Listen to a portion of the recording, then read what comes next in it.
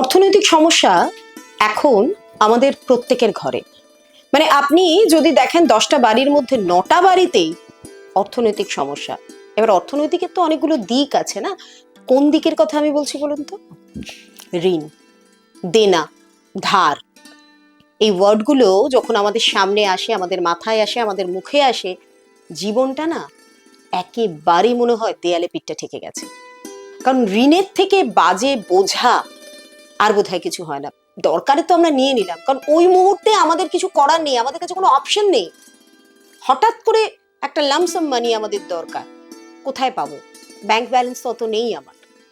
আর এই ঘটনাগুলো, এই ঋণের দায় জড়িয়ে পড়াটা কিন্তু আমাদের খুব ভুল কনসেপ্ট, যে যারা খুব নিম্ন মধ্যবিত্ত বা মধ্যবিত্ত তাদেরই হয় না বন্ধু। যারা উচ্চবিত্ত তাদেরও হয়, হয়তো ঋণের মাত্রাটা তাদের অনেক হয়। যেখানে আমাদের হাজারে বা লাখে হচ্ছে, সেখানে সেগুলো কোটিতে হচ্ছে। এটাই যা তফাৎ, হয়তো অবশ্যই। এবার বেরোতে হবে তো, এই ঋণ ধার দেনা এগুলোতে জর্জরিত হয়ে পড়লে জীবনটা এগোবে কি করে?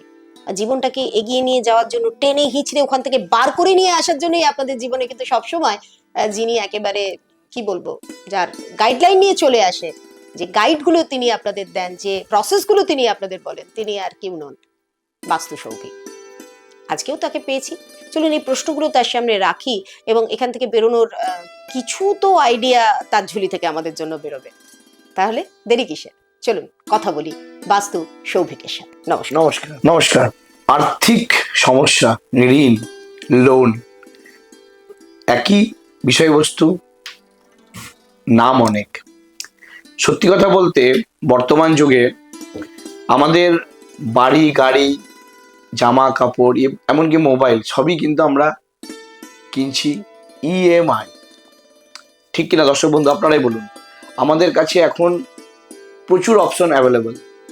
জামা কাপড় কিনছি তাও আমরা ক্রেডিট কার্ডে, মোবাইল কিনছি তাও আমরা ফাইন্যান্সে, সব কিছুই। আপনি একটা ইলেকট্রিক্সের দোকানে যান, একটা কোনো অ্যাপ্লায়েন্স কিনবেন, দেখবেন আগেই বলবে আপনি কি ক্যাশে কিনবেন না লোনে কিনবেন, অর্থাৎ ইএমআই কিনবেন। তো আমাদেরকে প্রথমেই বলা হচ্ছে ইএমআই কেনার কথা, কিন্তু যখন আমাদের ইএমআই ছিল না অপশনটা, তখন কি আমরা জামা কাপড় বা আমরা অ্যাপ্লায়েন্স কিনেছি ক্যাশে কিনেছি। তখন কিন্তু আমাদের এত সমস্যা ছিল না। যেহেতু বর্তমান যুগে এখন প্রথম থেকে আমাদেরকে জীবনটাই শুরু করানো হচ্ছে ইএমআই দিয়ে, তাই আপনারা বা আমরা প্রত্যেকেই দেখবেন ঘরে ঘরে, এটা কমন, একদম কমন, ইএমআই এর সমস্যা। প্রথম কারোর চাকরির স্যালারি ক্রেডিট হলো, আমার লোন দিতে হবে, আমার অমুক টাইমে লোনের ইএমআই আছে। এই যে একটা বড় প্রবলেম, যখন দরকার পড়ে আমরা তো টাকা ইএমআই বা লোন থেকে নিয়ে নিই, কিন্তু শোধ করার সময় একটা মানসিক চাপ সৃষ্টি হয়। এটা কিন্তু বর্তমান যুগে একটা বিভীষিকা আকার ধারণ করেছে। তো চলুন দেখে নেওয়া যাক যে কারা লোন নেবেন বা কাদের লোন নেওয়া যাবে না, জন্মছক অনুযায়ী বা বাস্তু অনুযায়ী। দেখুন, যাদের প্রথমে বাস্তুটা বলি, যাদের বাড়িতে অগ্নিকোণ অর্থাৎ সাউথ ইস্ট ডিস্টার্ব আছে, ডিস্টার্ব বলতে প্রবলেম, যেমন বাড়িতে টয়লেট বা সেপটিক ট্যাঙ্ক বা সিঁড়ি রয়েছে, তাদের ক্ষেত্রে কিন্তু লোন নেওয়া থেকে সাবধান হওয়া উচিত। কারণ আমরা জানি বাস্তুমতে বাড়ির অগ্নিকোণ থেকে বা সাউথ ইস্ট থেকে আসে মানে ফায়ার জোন, যেখান থেকে ক্যাশ লিকুইডিটি আসে, অর্থাৎ মা লক্ষ্মীর জায়গা, মা লক্ষ্মীর স্থান, শুক্রের স্থান। তো এখানে যদি কারোর বাড়িতে টয়লেট বা সেপটিক ট্যাঙ্ক বা সিঁড়ি থাকে, তাদের বাড়িতে কিন্তু অহরহ অর্থ বেরিয়ে যাবে, কোনোভাবেই তারা অর্থ সঞ্চয় করতে পারবে না, এবং অনেক সময় দেখা যাবে যে তাদের বেশিরভাগ টাকাটাই চলে যাচ্ছে হাসপাতালের বিল, ডাক্তারের কাছে। তাই প্রথমে আপনারা দেখবেন আপনাদের বাড়ির অগ্নিকোণে যেন কোনো প্রবলেম না থাকে, থাকলে সেটা অবশ্যই রেকটিফিকেশন করে নিতে হবে। এবার আসা যাক কারোর জন্মছকে। কোনো ব্যক্তির জন্মছকে যদি মঙ্গল খুব খারাপ অবস্থায় থাকে, আমরা তাদেরকে ঋণ দেওয়া থেকে বারণ করি।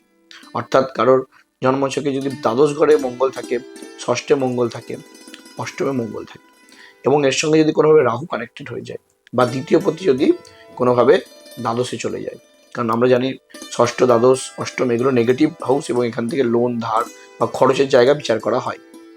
তো কোনো ব্যক্তির জন্মছকে, দেখুন সাধারণ মানুষের বোঝার ক্ষমতা নেই যে তার জন্মছকে কি প্রবলেম আছে, কিন্তু একজন অভিজ্ঞ জ্যোতিষী তাকে গাইড করতে পারবে যে আপনি ঋণ নেওয়া থেকে বিরত থাকুন। তো ঠিক তেমনই আমার কোনো ক্লায়েন্ট যখন আমার কাছে আসে, আমি অবশ্যই গাইড করি যে আপনি যদি কোনো কিছু কিনতে হয় একটু থেমে কিনুন, বা লোন নিলেও অল্প পরিমাণ নিন যেটা আপনি শোধ করতে পারবেন। কখনোই এমন লোন নেবেন না যেটা আপনার মাথার উপর দিয়ে বেরিয়ে যায়। আমরা দেখেছি এরকম অনেক, যে দরকারের সময় লোন নিয়েছে কিন্তু লোন শোধ করতে পারছে না, তারপর বাড়ির গয়না বন্ধক রেখে বা বাড়ি বিক্রি করে সেই লোন শোধ করছে। অর্থাৎ লোনই তার জীবনের কাল। বর্তমান সময়ে এই একটা বড় সমস্যা প্রত্যেকটা মানুষকে গ্রাস করছে, এবং আমার কাছে ভুরি ভুরি ক্লায়েন্ট আছে, তাদের টাকা প্রচুর ইনকাম করছি কিন্তু একটা টাকাও টিকছে না। তো তার জন্য অ্যাস্ট্রোলজির বাইরে বেশ কিছু টিপস আমি বলতে চাই, যেমন ফোর্স ইনভেস্টমেন্ট। চেষ্টা করুন ইনকাম যা হচ্ছে সাথে সাথে এমন কোনো খাতে সেটাকে সঞ্চয় করা যেটা আপনি হাত দিতে পারবেন, যেমন রেকারিং বলুন, এসআইপি বলুন, ফিক্সড ডিপোজিট বলুন, যেটা আপনার খরচ করার জায়গা নেই।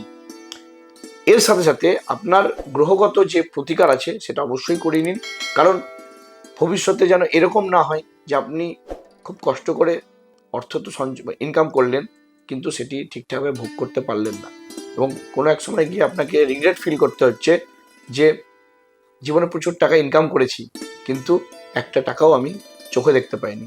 তাহলে কি সেই টাকাটা বাজে খরচা হয়েছে? হয়তো সত্যি বাজে খরচা হয়েছে, বা হতে পারে খরচা ঠিকই আছে, আপনি ম্যানেজমেন্ট করতে পারেননি। তার জন্য বন্ধুরা, আপনাদের বাড়ির বাস্তুটাকে একবার দেখিয়ে নিন, বা নিজেরাই দেখে নিন যে তাদের সেখানে কম্পাস নিয়ে অগ্নিকোণে কোনো ডিস্টার্ব আছে কিনা, বা সাউথ ওয়েস্টে আপনাদের এন্ট্রান্স আছে কিনা, এবং আপনাদের পার্সোনাল চার্টে কোনো রকম ডিসপুট রয়েছে কিনা গ্রহগত। তাহলে তার সঠিক যথাযথ প্রতিকার করিয়ে আপনারা নিশ্চয়ই এই ঋণ থেকে মুক্তি পাবেন। হ্যাঁ, আর এর পিছনে কিছু বলে দিই, কিছু টিপস বা টোটকা, যেমন আপনারা প্রতিদিন মঙ্গল স্তোত্রম পাঠ করতে পারেন। বুধবার গণেশের পায়ে লাল সিঁদুর, গলায় দুব্বর মালা দিয়ে ঋণ মুক্তি একটা স্তোত্রম রয়েছে, বা গণেশের নাম পাঠ করতে পারেন, খুব ভালো কাজ করে। সোমবার শিবের মাথায় দুধ, ঘি, গঙ্গা জল, একটু লবঙ্গ দিয়ে যদি আপনারা অভিষেক করান 16টা সোমবার, অনেকে ঋণ মুক্তি ঘটতে আমি দেখেছি। এছাড়াও বাড়িতে কর্পূর জ্বালাবেন, প্রতিদিন সন্ধ্যেবেলায় বাড়িতে একটু হলেও কর্পূর জ্বালাবেন বা কর্পূর দিয়ে আরতি করবেন। দেখবেন অনেক ক্ষেত্রে বাড়িতে এই আর্থিক সমস্যা থেকে একটা মুক্তির পথ পাবেন দেখতে।